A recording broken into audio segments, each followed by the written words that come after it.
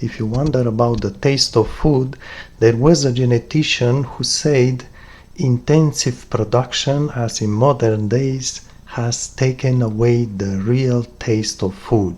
In other words, if you taste a tomato, bread, milk, anything else, because of the intensive production that there is today, the taste that you have today, it's much dimmer than what it was maybe 2, 3, 1,000 years ago.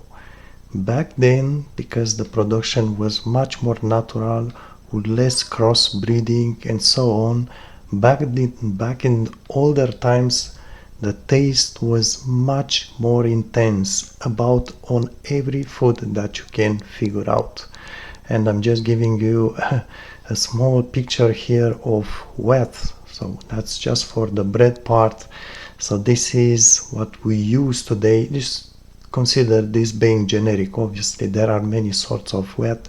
So this is about a comparison how the wheat looks today and how it was looking in older times. We don't have to go back 10,000 years, even just 200 years back with what the people were eating. The taste was already much better than what we taste today. It doesn't mean that today there is no taste. I'm just saying that back in time the taste was significantly better than what it is today. And that's because basically the genetician person did say that when you are just kind of, if you want, pushing the nature, so to speak, to produce more, basically because of the balance of genetics, you are going to lose something in this process. So maybe, in other words, you obtain more from the nature in terms of production, but at the same time you are going to lose something on the other end, and that usually is the taste. So this is just a picture to show you about wheat.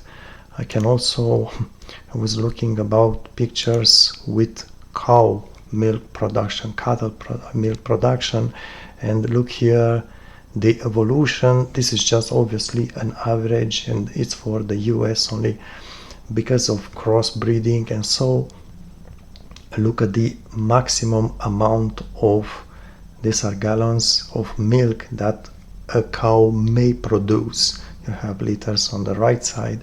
Again, these are average. There are always cows that will produce more or less, but look here at the year. It always keep increasing the production average. Again, you have the information for where it was taken, and again it shows very, very clearly, and it's quite surprisingly how steady it is, this increase, that as you increase this production, as the animal is just kind of will produce more, it also loses milk taste in this example. And I had the chance actually to taste real milk like it was back in the days. And I did travel to Romania. I was born in Romania, and I did travel to countryside in Romania where people, I don't know about today, this was about 30 years ago. Back then, the people still had their cows, which were never crossed to get more and more milk like in modern day production. So their cattle, their cows were just a good old cow that would produce maybe this, it's almost equivalent to quarts for American people. So the cow that I drink milk 30 years ago in rural Romania may have been producing maybe 4 or 5 liters quarts a day only, much less. And the taste of that milk was just completely different than what you basically, if I would compare what you drink in stores today, and you can also buy organic milk in stores, it doesn't taste much different because it's simply just a change in the food. The breed is the same, it's intensive breed, intensive milk production breed. So I was comparing to the milk that I drank in Romania maybe 30 years ago, rural area, compared to that milk what I buy today in grocery. doesn't matter the percentage of fat. Basically, it almost has no taste.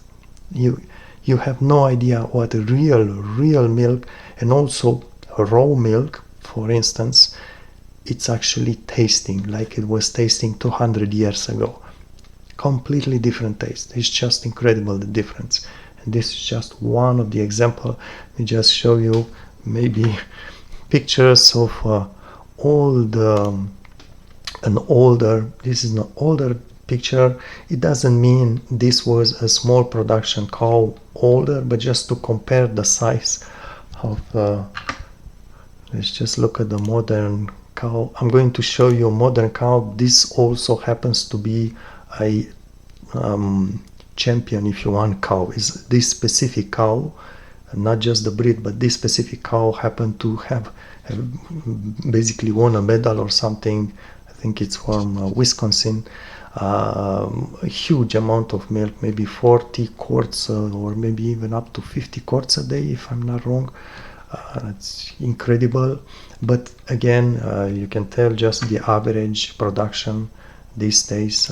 It tells you really, you have the numbers right here compared to the production back in the day. So again, yes, basically the producers are making more money, right? But at the same time, we lose in taste. It's really sad, and this covers basically everything from vegetables to fruits to meat to milk to everything, right? So just bear this in mind. And if you ever travel to a remote country area, who knows, maybe somewhere in Asia, maybe even, not sure in Europe is still possible, but maybe in South America, some places, or even Central America, maybe in Cuba, because Cuba is communist, and you may want to know that they don't use such intensive agriculture. Even for honey, they don't use a lot of pesticide or insecticide for the honey production. So you may just try and taste, and you may be surprised at the taste, and try to buy milk if possible as well.